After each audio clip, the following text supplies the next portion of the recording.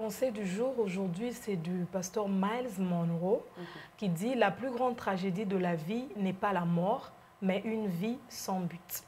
La plus grande tragédie de la vie n'est pas la mort, mais une vie sans but. Wow. Miles Monroe.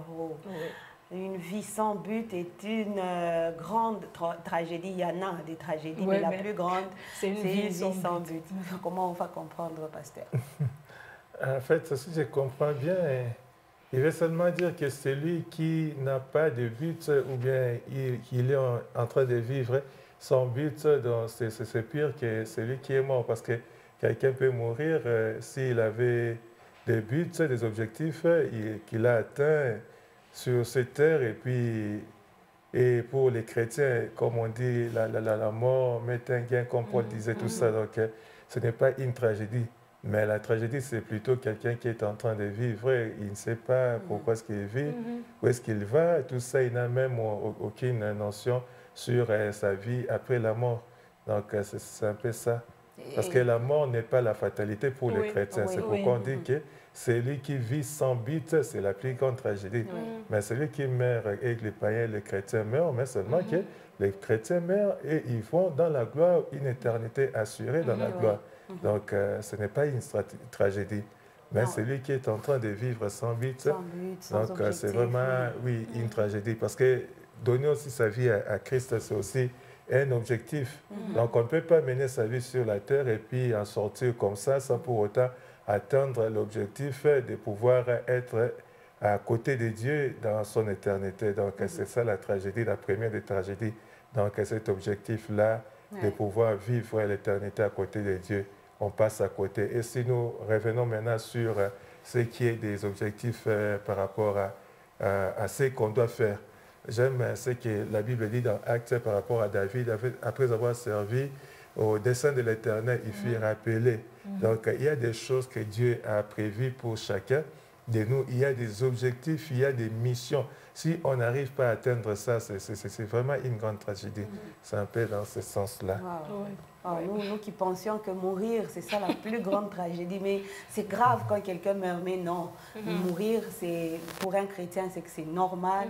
Et vivre sans objectif, c'est ça qui n'est pas normal. Ouais, c'est ça qui est pire, en fait. Parce qu'en naissant déjà, nous savons que la mort, c'est le rendez-vous de tout le monde. La Bible dit dans Proverbe que l'Éternel a tout fait pour un but. Alors, c'est une question à se poser. Pourquoi le Seigneur m'a placé encore sur terre? Pourquoi aujourd'hui le Seigneur a renouvelé le souffle de vie? Ça veut dire que j'ai encore une mission. J'ai encore quelque chose à découvrir. Parce que c'est une question que beaucoup de gens aussi se posent. Est-ce que vraiment j'ai un appel? Est-ce que j'ai un ministère? Au fait, tout enfant de Dieu a un appel. Moi, c'est ce que je peux dire. Tout enfant de Dieu a un appel. Peut-être que ce n'est pas à l'église en train de faire des services, mais c'est peut-être dans le séculier, comme le pasteur le disait dernièrement, que Joseph s'est distingué dans le séculier. Il y a toujours un appel qui vous réclame. Alors, c'est ça qui va faire votre but. C'est là que vous allez placer toute votre force, toute votre énergie. Ça veut dire que déjà, le matin, quand vous vous réveillez, vous vous dites, qu'est-ce que je dois faire pour améliorer? Ça vous donne de la force, ça vous donne de l'engouement, ça vous donne vraiment une raison de vivre et ça vous donne un élan, en fait. On est là, par exemple, j'ai donné ma vie à Christ, je croise les bras, j'attends la mort pour la gloire. Non, on a encore une mission. Il y a des problèmes qui attendent des solutions. Je crois qu'il y a un homme de Dieu aussi qui a dit, on se souviendra de vous pour deux choses. Les problèmes que vous avez créés et les problèmes que vous avez résolus. C'est ça. Donc, ça veut dire que quand le Seigneur t'a placé, il y a peut-être un problème quelque part que tu dois résoudre. Aujourd'hui, par exemple, il y a le mixeur. Il y a quelqu'un qui a réfléchi à ça, parce que le problème, c'était comment mélanger les histoires et tout. Il a résolu le problème. Et on se souviendra de la première personne qui avait fait ça. Les gens cherchaient l'énergie, Edison est venu avec, il a mis l'électricité avec l'ampoule. Donc, je crois que chacun de nous, mais il ne faut pas se minimiser. Parce que des fois, les gens disent, ah non, les gens qui ont des buts, c'est comme les pasteurs Guy Amani. Non, non. Je crois que chacun joue sa partition, chacun apporte sa petite pierre. Il y a des héros dans l'ombre. Il y a des personnes qui prient pour la nation plus efficacement peut-être que nous. Ils prennent des programmes, des prières de jeunes. Ne vous sous-estimez pas, c'est un but. Oui, c'est un but. Peut-être que vous le faites dans le secret, mais Dieu voit dans le secret. Peut-être si vous avez un objectif dans la menuiserie, faites-le. Si c'est dans la cordonnerie, faites-le parce que vous avez un appel et vous devez faire quelque chose. En tout cas, que chacun de nous se regarde et regarde ce qu'il peut faire.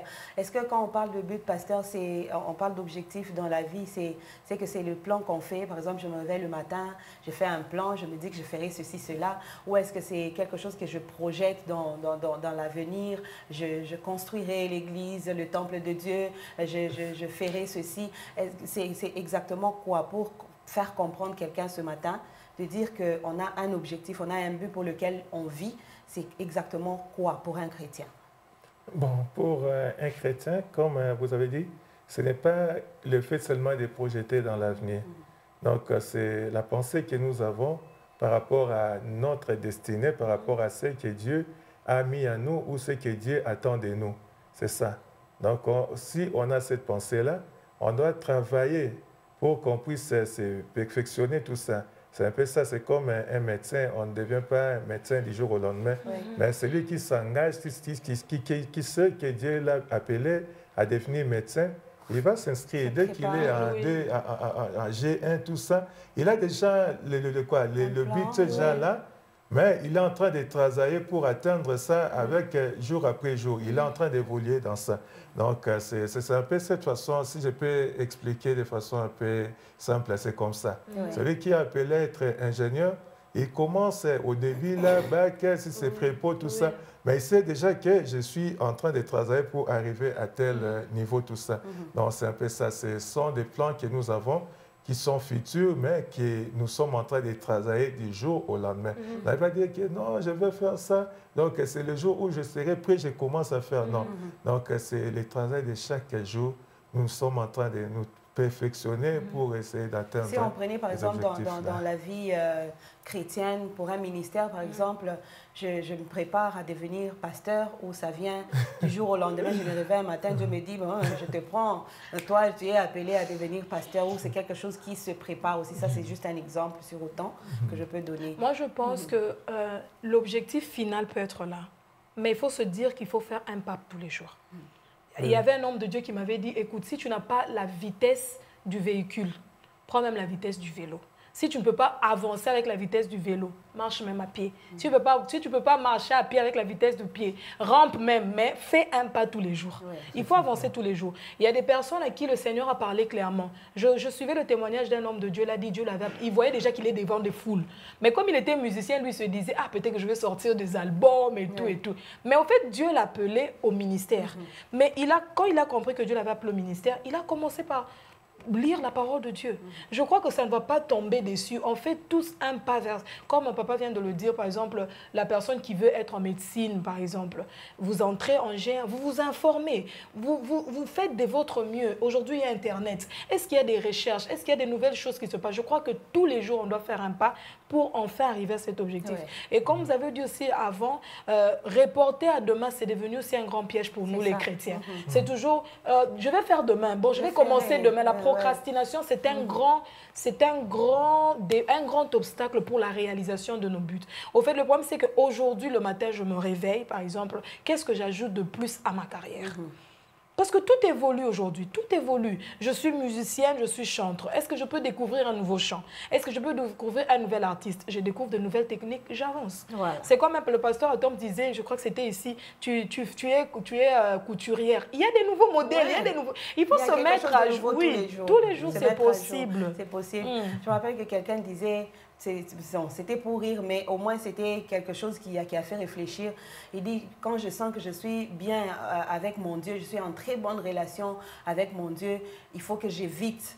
Parce que là, je sais que le ciel est ouvert, le royaume déjà m'attend. Alors, je vais éviter de côtoyer des personnes et tout. Je peux seulement m'enfermer dans ma chambre tous les jours de la vie. Je m'enferme jusqu'à ce que Jésus revienne. Est-ce que, bon, c'est aussi un but. Il sait que le royaume l'attend et il évite. Parce qu'il y a des obstacles dans la vie, il y a des problèmes qu'il peut rencontrer, qui peuvent faire assez qu'il n'atteigne pas son objectif. Comment faire, surtout, pasteur, s'il faut qu'on ne rencontre pas ou que quand on rencontre les obstacles, que ça n'arrive pas à bloquer l'accomplissement de notre but dans la vie. Oui, bon, si je peux partir sur base de l'exemple que vous avez donné là, donc c'est un peu la pensée qui a été à la base des monastères. Quand vous étudiez le monachisme, ça a commencé comme ça, les gens voulaient éviter. Non, c'est bien d'éviter tout ça, mais les péchés est entré même là où les gens se sont retirés.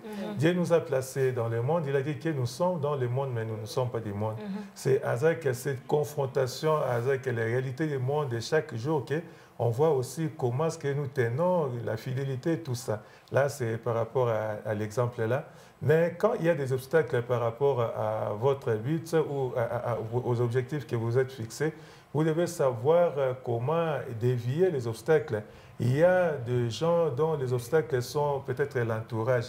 Vous devez vous séparer de cet entourage-là. Souvent, je disais aux jeunes, vous êtes jeunes chrétiens, mais votre entourage est plein de païens, des gens qui ne connaissent pas Dieu. Non pas parce que vous leur apportez la parole, mais vous êtes là, vous vous sentez à l'aise, vous fréquentez, vous riez, tout ça. C'est compliqué. C'est pratiquement impossible d'avancer sur le plan spirituel parce que quand vous aurez à traverser les moments de faiblesse, ces personnes entre ces gens-là viendront vous dire que non, ça vient, ça va passer, tout ça. Ils vont dire non, c'est normal, tu peux commencer à prendre des copies, tout ça. Donc, il y a certaines fois, quand il y a des obstacles dans l'entourage, vous vous séparez de cet entourage-là de façon à ce que vous puissiez vous entourer des gens qui vont permettre à ce que vous puissiez atteindre vos objectifs, tout ça.